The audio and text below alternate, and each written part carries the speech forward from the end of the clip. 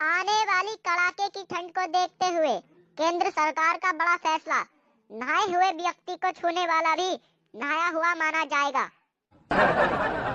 तो अर्ज क्या है? मेरे रस के कमर, सर्दी से तू न डर, गर्म पानी से नहाया मजा आ गया। मेरे रस के कमर, सर्दी से तू न डर, गर्म पानी से नहाया मजा आ गया। खिचड़ी भी थी बनी, चटनी भी थी बनी, गरम गरम खाया मजा आ गया।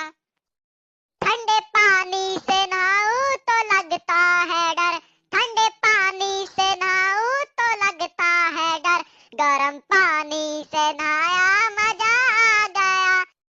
मेरे रस के कमर, सर्दी से तू न डर, गरम पानी से नहाया